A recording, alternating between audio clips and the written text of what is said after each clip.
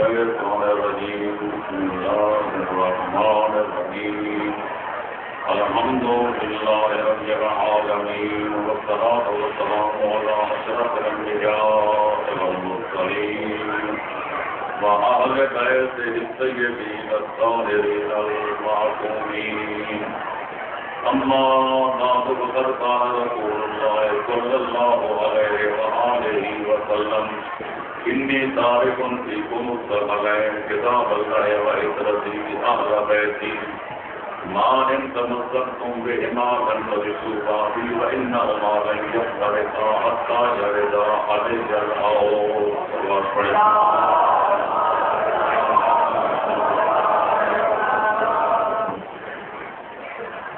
پیغمبر اسلام صلی اللہ علیہ وآلہ وسلم یہ دو مسلمان اور متفقہ معتبر بلکہ متواتر حدیث آپ کے سامنے پڑی ہے جس پر اسلام کے 73 فرقوں کا اتفاق ہے کہ یہ حسنین کے نانے کی حدیث صحیح ہے. فرمایا میں دنیا سے جا رہا ہوں کیونکہ جو زندہ ہے وہ موت کی تکلیف کرے گا جب احمد مرسل نہ رہے کون رہے گا.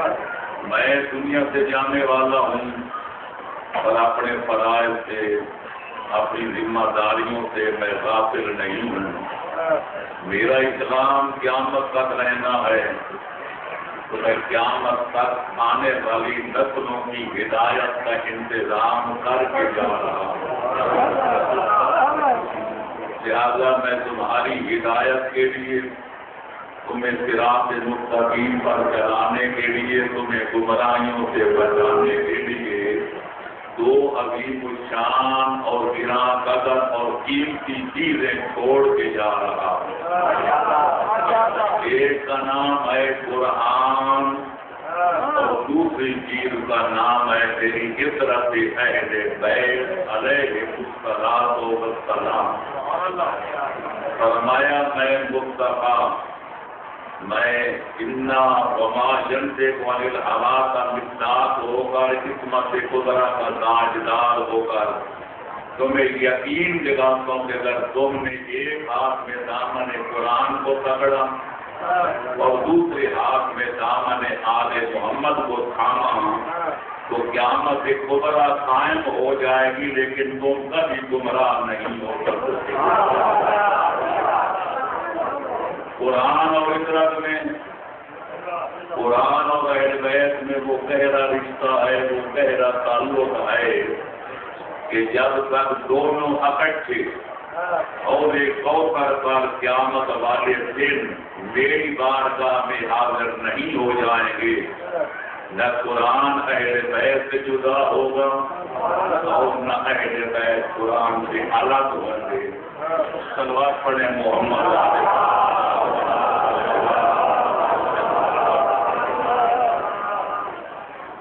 یہ وہ حدیث ہے کہ جس پر میں نے 300-400 صفحے کی مکمل کتاب لکھی ہے جس کا نام ہے تحقیقات الفریقین فی حدیث الثقل ہے. اور میں نے اس میں ثابت کیا ہے کہ اگر مذہب شیعہ خیر البریہ کی صداقت مذہب اہل بیت کی حقانیت پر ہمارے پاس ایک نہیں دو نہیں سینکڑوں نہیں ہزاروں دلائل موجود ہیں کہ مذہب اہل بیت اسلام کے بالمقابل کوئی نیا دین نہیں. مذہب آل محمد اسلام کے بالمقابل کوئی نیا فرقہ نہیں کوئی نیا مذہب فکر نہیں بلکہ وہ دین اسلام جو خالق اکبر نے بنایا جسے پیغمبر اسلام نے 23 برس کی طویل مدت میں دنیا تک پہنچایا جسے حیدر کرار اور پیغمبر کے صحابہ اخیار نے مل کر کائنات کے کونے کونے تک پھیلایا اور جسے مشکل وقت آنے پر حسین ابن علی نے بھرا ہوا کر لٹوا کر پورا کنبہ کٹوا کر زندہ جاوید بنایا. اس اللہ کے بنائے ہوئے پیغمبر اسلام کے لائے ہوئے علی اور اصحاب نبی کے پھیلائے ہوئے حسین ابن علی کے بچائے ہوئے اسلام کی حقیقی شکل و صورت کا نام مذہب شیعہ ہے، کچھ اور نہیں۔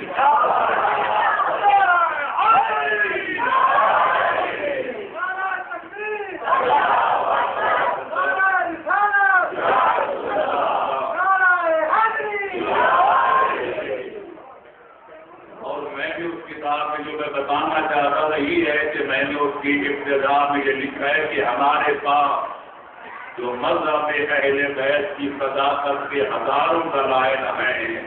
اگر خدا نخواستہ کوئی ایسا وقت آ جائے، کوئی ایسی افتاد پڑ جائے، کوئی ایسی آفت آ جائے کہ ہمارے سارے دلائل ختم ہو جائیں، سارے براہین ختم ہو جائیں، لیکن اگر ایک حدیث سے سکل ہیں، یہ جو میں نے آپ کے سامنے پڑھی ہے، اگر یہ کائنات میں ایک حدیث باقی رہ جائے ہمارے مذہب کے حق کے اصول و فروغ کو ثابت کرنے کے لیے کافی ہی نہیں بلکہ واقعی اور کافی بھی ہے۔ اور میں نے بھی الحمدللہ اسی حدیث پر کئی محرم کے اشرے پڑھے ہیں، اشرے ختم ہو جاتے ہیں کہ پھر اس حدیث شریف کے پورے مطالب ختم نہیں ہوتے، ادھر پابندیاں لگانے والے عقل مند کہتے ہیں پرانا صاحب آدھا گھنٹہ پڑھے گا، میں تو 15 منٹ 5 منٹ بھی پڑھ سکتا ہوں، لیکن آپ ہی بتائیں کہ ذاکر تو سال والا تو کانوں میں انگلیاں دبا کر ایک ٹوڑا پڑھ کے بالغ ہو جاتا ہے، ان کی دلائل کی تقریر ہو کے بنا سے گھنٹے کی پابندی بھی ہو، لیکن نہیں مجھے حالات کا پتہ، آپ حیران ہوں گے، میں خود ابھی وہاں بیٹھا تو بات کر رہا تھا، جب پڑھنے والے اور ہیں تو میں بالکل مختصر پڑھوں گا،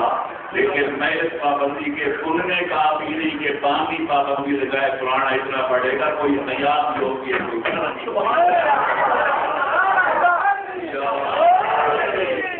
مجھے خود پتا ہے جب پڑھنے والے ہو رہے ہیں، مجھے کس حقیق میں کہا ہے کہ میں گھنٹہ پڑھوں یا 2 پڑھوں، میں آدھا گھنٹہ چھوڑ مجھے جانی چاہ یاد ایک دفعہ چلتا تھا، مجھے آپ نے 5 منٹ ملے تھے، میں نے 5 منٹ میں بھی پڑھا، بات پڑھے محمد میرے دوستوں میرے عزیز اور عزیزیں ختم، چند منٹ آپ کی خدمت میں چند باتیں یاد کر رہی ہیں۔ دین اسلام جس کا میں نے ذکر کیا یہ ہے کیا؟ اس کے اندر چند عقائد ہیں، چند اعمال ہیں، چند عبادات ہیں، چند اوامر ہیں، چند نواہی ہیں، کوئی زندگی گزارنے کے طریقے ہیں، کوئی اللہ کی عبادت کرنے کے طریقے ہیں، کوئی مرنے جینے کے طریقے ہیں، کیونکہ اسلام ایک جامع ضابطۂ حیات ہے۔ یہ بچہ جب ماں کے پیٹ سے باہر آتا ہے وہاں سے لے کر دفن تک اسلام کیا کہتا ہے، کوئی زندگی کا شعبہ ایسا نہیں جو اسلام کی تعلیمات سے باہر ہے۔ بچہ پیدا ہو تو کیا کرنا چاہیے، جب بچہ بولنے لگے تو کیا پڑھانا چاہیے، جب چلنے پھرنے لگے تو کیا سکھانا چاہیے، جب بڑا ہو جائے تو اس کو پڑھانا کیا چاہیے، جب شادی کے قابل ہو جائے تو شادی کیسے کرنی چاہیے، روٹی کمانی کیسے چاہیے، پھر کھانی کیسے چاہیے، الگ الگ سے کاروبار کرنے کو کاروبار کرنے کا طریقہ کیا ہے، روٹی کمانے کا طریقہ کیا ہے، اہل و عیال کی خدمت کرنے کا طریقہ کیا ہے، بندہ شاہ ہو تو شاہی کرنے کا طریقہ کیا ہے، اگر غریب و نادار ہو تو غربت میں دن گزارنے کا طریقہ کیا ہے، بیمار ہو جائے تو علاج کرنے کا طریقہ کیا ہے، اور مر جائے تو جنازہ پڑھنے پڑھانے کا طریقہ کیا ہے، دفنانے کا طریقہ کیا ہے۔ تو اسلام کے انہی احکام میں سے جو بہت سارے ہیں، ایک چھوٹا سا حکم ہے کہ ہر بندہ اگر کہ وہ جوان ہے، بزرگ ہے، سفید ریچھ ہے، کالی داڑھی والا ہے، نوجوان ہے یا دادا پردادا ہے، اگر صحت مند ہے اس کے لیے وصیت کرنا سنت ہے، بیمار ہو جائے تو پھر واجب ہے کہ مرنے سے پہلے کوئی وصیت کر جائے کہ وہ اپنی بیوی بچوں کے بارے میں کیا چاہتا ہے، اس کے ذمے کوئی واجبات ہے، لوگوں کی حق ہے تو ادا کرنے کا طریقہ بتا جائے، اگر کوئی اللہ کے ہیں تو وہ بھی اپنے ذاتوں کو بتا جائے، کسی سے کوئی لینا ہے تو وہ بھی بتا جائے، کسی کا کوئی دینا ہے تو وہ بھی بتا جائے۔ سوال پیدا ہو گئے کہ جب وصیت کرنا واجب ہے، سنی شیعہ کہتے ہیں کہ پیغمبر نے ساری زندگی اپنی امت کو حکم دیا کہ وصیت کے بغیر نہ مرنا، وصیت کر کے مرنا، سونے لگو تو وصیت نامہ لکھ کر تب یہ کہ نیچے رکھ جانا، پتہ نہیں تو وہ جاگنے کا موقع ملے یا موت پہلے آ جائے۔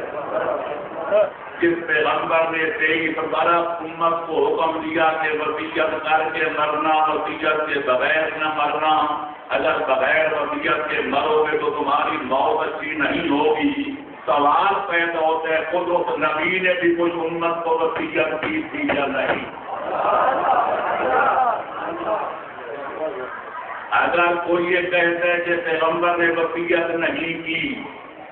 تو معاف رکھنا ایک بد عمل مولوی میں اور پیغمبر میں فرق کیا رہ جائے گا؟ مولوی لوگ مقرر بدنام ہے، پردیشوں پر کہتے اور ہیں کہ تنہائیوں میں جا کر کرتے اور ہیں۔ پیغمبر خاتم تو عصمت کبریٰ کے تاجدار ہیں، وہ جس کا حکم دیتے تھے پہلے خود عمل کرتے تھے، اور جن برے کاموں سے امت کو روکتے تھے پہلے اپنے دامن کو بچاتے تھے۔ تو سوال پیدا ہوتا ہے پیغمبر نے کوئی امت کو وصیت کی ہے یا نہ؟ دو جواب ہے۔ اگر جواب نفی میں ہے کہ پیغمبر نے وصیت کوئی نہیں کی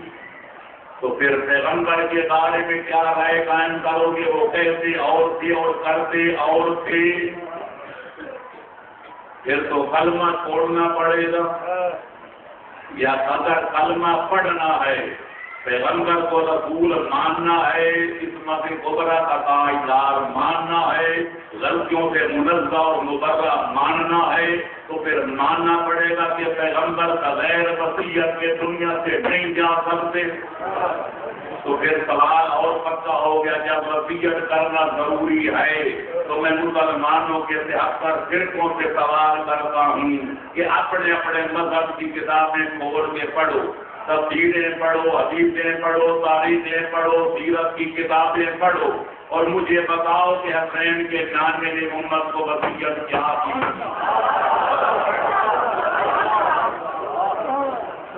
میں دعوے سے کہتا ہوں کہ الحمدللہ جسے دیویکا کے موضوع میں نہیں، میں بڑے بڑے شہروں میں، بڑے بڑے دور دراز ملکوں میں کہہ بھی چکا ہوں اور بڑی کتاب میں لکھ بھی چکا ہوں کہ میں کہتا ہوں قیامت کا سورج ابھرنے تک بے شک دنیا اپنے مذہب کی کتابیں پڑھے، تفسیریں پڑھے، حدیثیں پڑھے، تاریخیں پڑھے، سیرت کی کتابیں پڑھے۔ میں کہتا ہوں شرط یہ ہے کہ سرسوں کی عینت اتار کے پڑھے، انعام کا دامن توڑ توڑ کے پڑھے، باپ دادے کی گندی تقلید کا پھٹا چھوڑ کے پڑھے، تو بھی قیامت تک اگر دنیا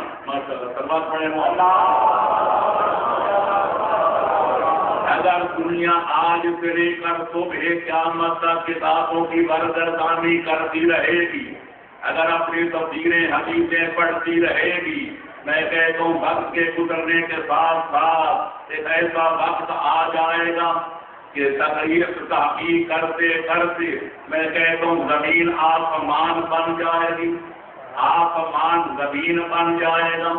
سمندروں میں آگ لگ جائے گی، بڑے بڑے اونچے پہاڑ ان کی بھی کپاس کی طرح فضا میں اڑنے لگ جائیں گے۔ میں کہتا ہوں وقت کے گزرنے کے ساتھ ساتھ تقدیریں بدل جائیں گی، تقدیریں ٹل جائیں گی، آفتاب قیامت مغرب کی جانب سے ابھر آئے گا، لیکن اللہ کے قرآن سے، پیغمبر کے فرمان سے، بزرگوں کے کلام سے اگر کوئی پیغمبر کی وصیت نظر آئے گی تو یہی نظر آئے گی نثار کمسی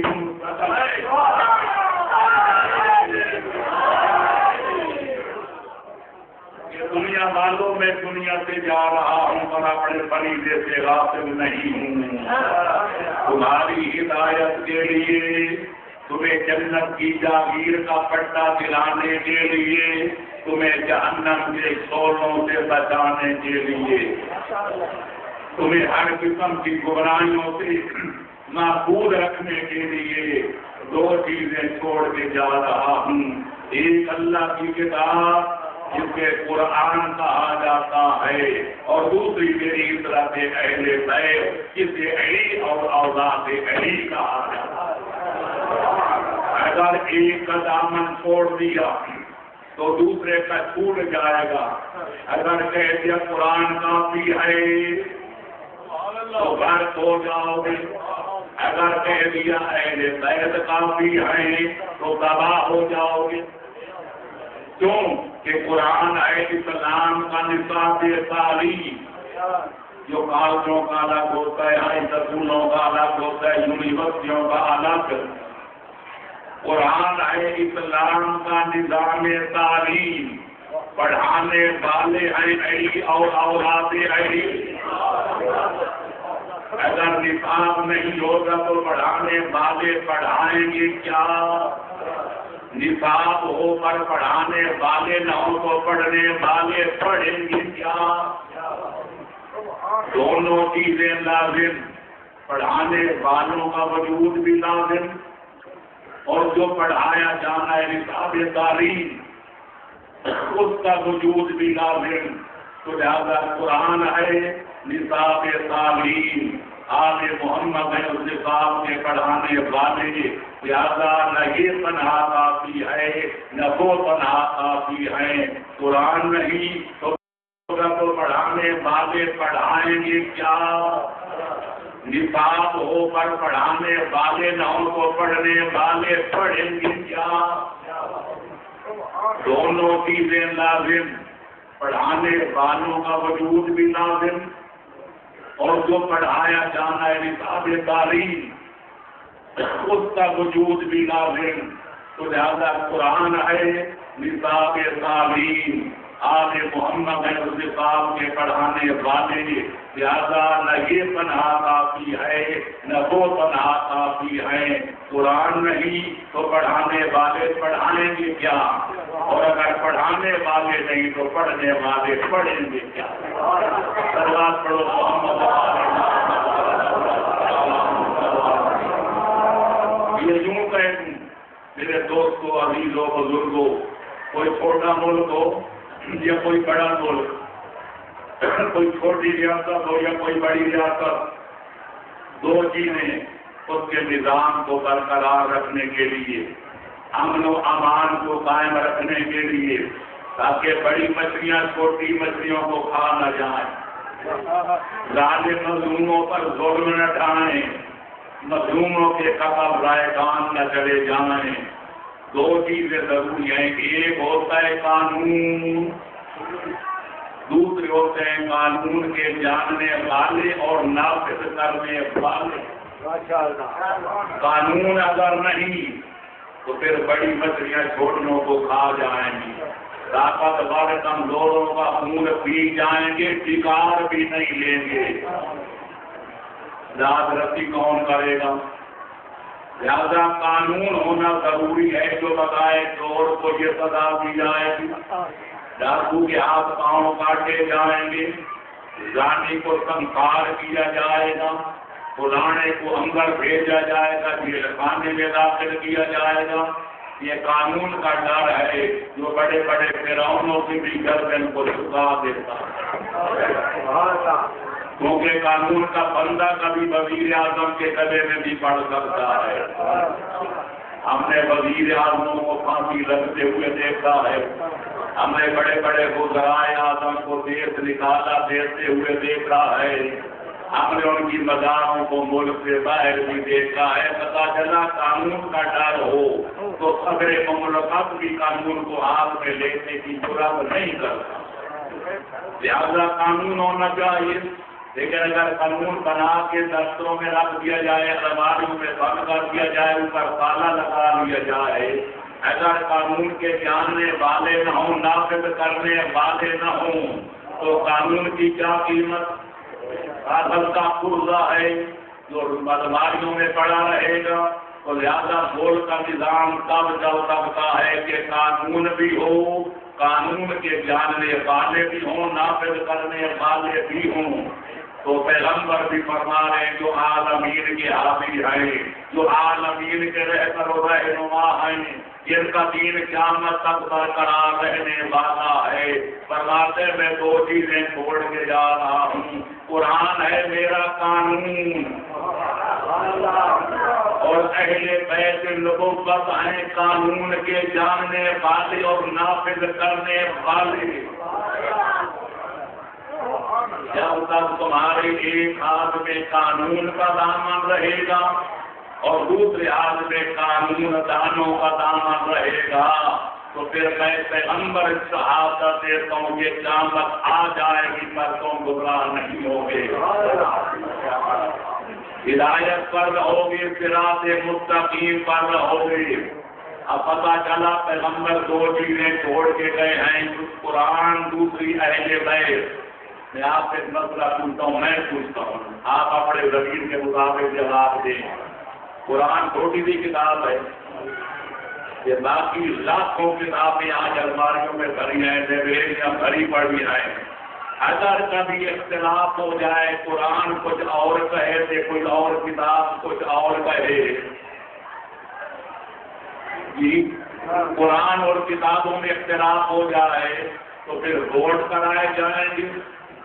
کتابوں کی تعداد گنی جائے گی، یا ان کو ترقی پہ تولا جائے گا کہ قرآن زیادہ بھاری ہے یا کتابیں زیادہ بھاری ہیں؟ آیا قرآنوں کی کتاب تعداد زیادہ ہے یا کتابوں کی تعداد زیادہ؟ نہیں، ہر مسلمان کوئی سنی ہے یا شیعہ، میں یقین سے کہتا ہوں ہر کلمہ کو یہی جواب دے گا۔ اگر لاکھوں کتابیں ایک طرف ہو جائیں، پھر تنہا چھوٹا سا قرآن ایک طرف ہو جائے، ہم ساری کائنات کی کتابوں کو قرآن پہ پڑھا کے دیکھیں گے، جو قرآن کے موافق ہوگی اس کو لے لیں گے، جو قرآن پہ ٹکرا جائے گی ہم اس کو جلا دیں گے، دریا میں خود کر دیں گے۔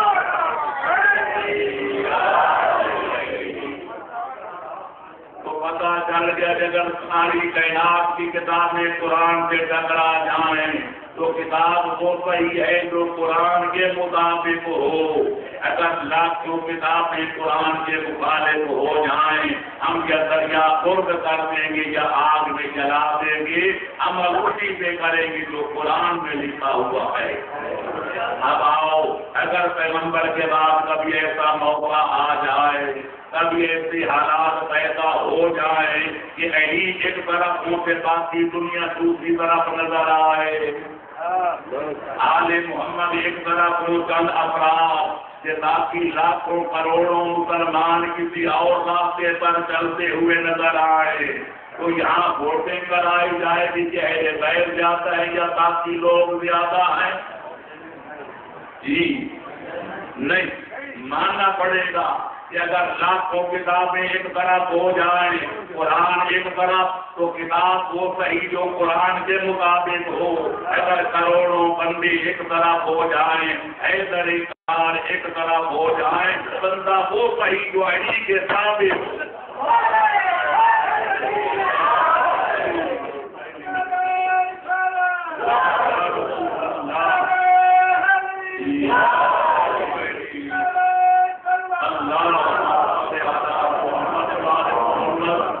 جو کتاب قرآن سے ٹکرا جائے وہ جلانے کے قابل، جو بندہ آل محمد کے مقابلے میں آ جائے وہ ذاتِ جہنم کرنے کے قابل بن جاتا ہے۔ لہذا یہی وجہ ہے کہ پیغمبر اکرم نے صلی اللہ علیہ وآلہ وسلم نے اپنے صحابی جناب جابر سے فرمایا تھا کہ جابر جا ہمارا لو خلق ہمارے ابن یاسر سے لو خلق الناس وادیا فخلق علی وادیا آخر فصل الوادی الذی خلق فیہ علی بن ابی طالب اے عمار میرے بعد اگر کبھی اختلاف رونما ہو جائے، تم دیکھو کہ لوگ مختلف راستوں پہ چل رہے ہوں، یعنی ایک راستے پہ جا رہے ہوں، باقی کائنات دوسرے راستے پہ چل رہی ہو، تو پیغمبر فرماتے ہیں لوگوں کی کثرت کو صداقت کی علامت نہ سمجھنا، کہ اگر آدمی زیادہ ہوں شاید ہاتھوں کا ہوگا، فرمایا نہیں الحق کو علی الحق اب علی کے ساتھ ہے اور علی حق کے ساتھ ہے۔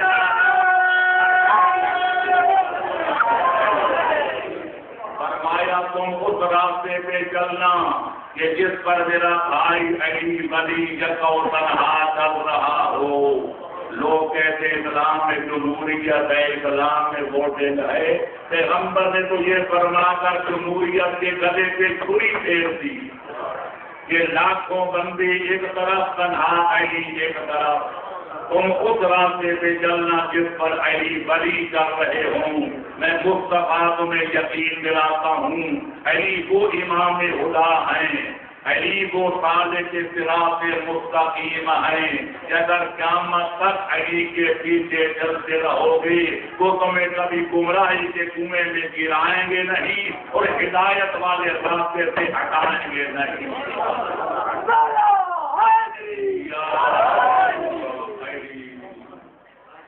لہٰذا میرے دوستو میں اتنا کہہ کے ختم کرنا چاہوں گا کہ جس مسلمان کے پاس قرآن موجود ہے اس سے بڑا بدبخت کون ہوگا جو قرآن کو چھوڑ کر نصاب تعلیم اور تلاش کرے یا قرآن کو چھوڑ کر قانون اور بنائے، یا قرآن موجود ہے جو نبی بنا کے اللہ کی طرف جگہ دے کر گئے ہیں تو ماننا پڑے امت مسلمہ کو نہ کسی قانون کی ضرورت ہے اور نہ کسی اور آئین کی ضرورت ہے۔ تو جس طرح قرآن کو چھوڑنے والا خوش قسمت نہیں کہلا سکتا بد قسمت ہے، تو پھر مجھے کہنے دو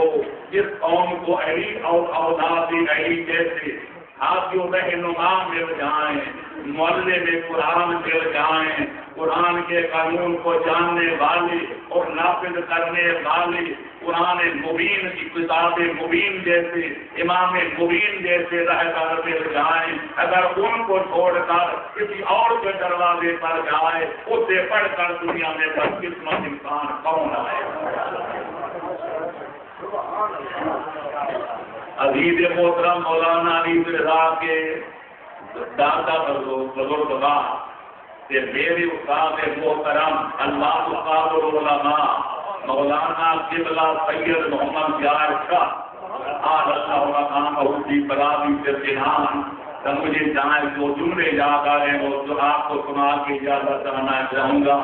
وہ فرمایا کرتے تھے کہ اللہ جو فرماتا ہے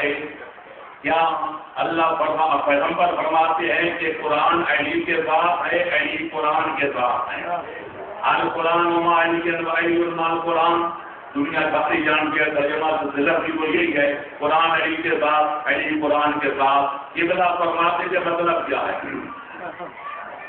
وہ تو حافظ کئی لوگ حافظ ہیں ان کے دینوں میں قرآن ہے، وہ بھی کہہ سکتے ہیں قرآن ہمارے ساتھ ہم قرآن کے ساتھ۔ کئی لوگ قبیل کے طور پہ بازو میں باندھے پھرتے ہیں، وہ کہہ سکتے ہیں قرآن ہمارے ساتھ ہم قرآن کے ساتھ۔ پھر علی کی فضیلت کیا ہے؟ وہ فرماتے تھے مطلب یہ ہے کہ قرآن کی ہیں 30 پارے، 114 صورتیں، کئی 100 رکوع، کئی ہزار ایسے، کئی ہزار مدیں، کئی ہزار شبیں، کئی ہزار زبریں، کئی ہزار زیریں۔ ادھر علی ماہ سے لے کر رہا تک علی کا ہے کردار، علی کی ہے رفتار، علی کی ہے گفتار، علی کی ہے اخلاق، علی کی ہے ادوار۔ تھوڑا سا حاشیہ چڑھا کر میں بلا دماغ لے کر کرتا ہوں، لہذا حیدر قرار ماہ سے لے کر رہا تک فرماتے تھے مطلب یہ علی کا کوئی قول، علی کا کوئی فعل، علی کی کوئی حرکت، علی کا کوئی سکون، علی کی کوئی سلوک، علی کی کوئی جنگ، علی کا کوئی کلام، علی کا کوئی کام، علی کا کوئی اقدام اللہ کے قرآن کے خلاف نہیں، کوئی پارا قرآن کی کوئی سورت، قرآن کا کوئی رکوع، قرآن کی کوئی آیت، قرآن کی کوئی مد، قرآن کی کوئی شرط، قرآن کی کوئی زبر، قرآن کی کوئی ایک ایڈی کے خلاف نہیں، پورے کا پورا قرآن ایڈی کے ساتھ نظر آتا ہے، پورے کا پورا ایڈی کے ساتھ ہے۔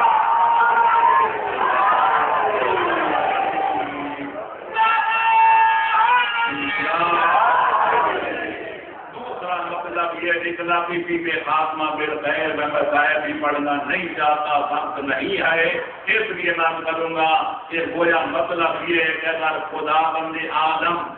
قرآن کو کسی انسان کی شکل میں بھیجتا،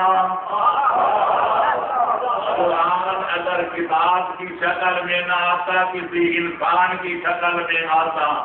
تو علی کی شکل میں آتا، اور اگر خالق اکبر کافر